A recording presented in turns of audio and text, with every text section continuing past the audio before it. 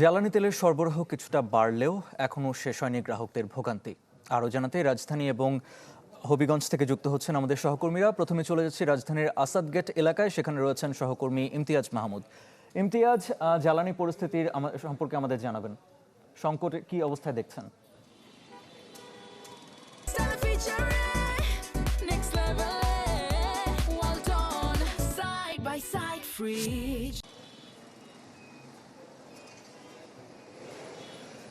আরিফিন, ১.৫ মাস হয়ে গেল যুদ্ধের পরবর্তীতে সরকারের নানা উদ্যোগে কিছুটা ভোগান্তি কিন্তু কমেছে।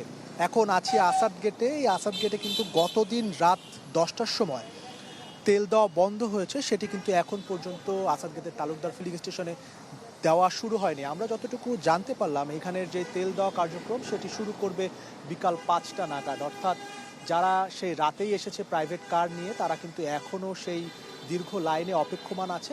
কিন্তু এই যে লাইনটা, সেটা কিন্তু কিছুটা ছোট হয়েছে। এটা এই যে আসাদ গেটের এখান থেকে শুরু করে সেটি সংসদ ভবন জিয়া উদ্যানের একদম শেষ পর্যন্ত আগে ছিল, সেটি কিন্তু এখন কমে এসে অর্থাৎ ১-২ কিলোমিটারের জায়গায় সেখানে সেটা ২-৩০০ গজ, ১৫ থেকে কয়েক গজ বা কয়েক মিটারের মধ্যে সীমাবদ্ধ হয়েছে। এবং একই সাথে এই রাস্তার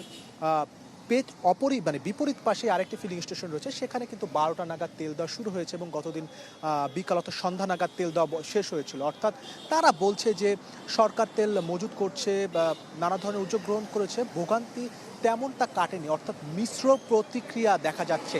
এখানে ম্যানেজারের সাথে আমরা কথা বলেছি, তারা বাড়তি সরবরাহ পাচ্ছে। তারা চাচ্ছে যে আরও যদি সরবরাহ দেওয়া যায়, সেক্ষেত্রে ভোগান্তি কিছুটা কমবে। আর আগে আরেকটি গুরুত্বপূর্ণ তথ্য দিয়ে রাখি, এর আগে 7টি ফুয়েল স্টেশনে বাধ্যতামূলক ফুয়েল অ্যাপ ছিল, এখন আরও 11টি ফিলিং স্টেশনে ফুয়েল অ্যাপ বাধ্যতামূলক করা হয়েছে। সামনের 28 তারিখ থেকে সেটি করা হবে।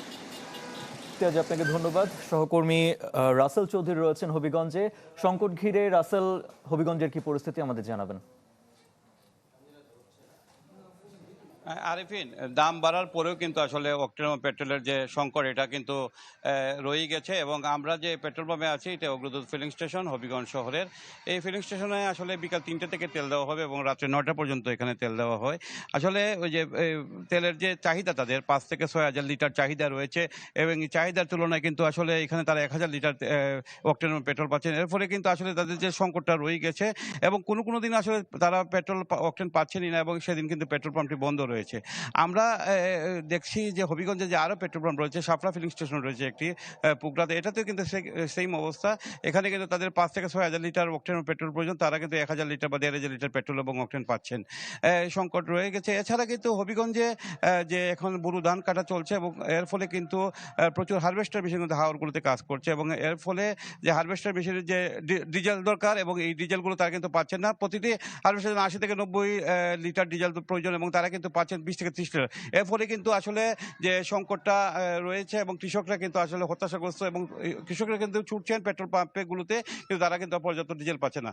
এই যে হবিগঞ্জের জেলা প্রশাসন কিন্তু আসলে একটা মনিটরিং সেল বা একটা করেছে, কিন্তু আসলে এতে কাজের কাজ কিছুই হচ্ছে না। আরিফিন, আপনাকে ধন্যবাদ। দর্শক, জ্বালানি সংকটের খবর জানাচ্ছিলেন আমাদের সহকর্মীরা।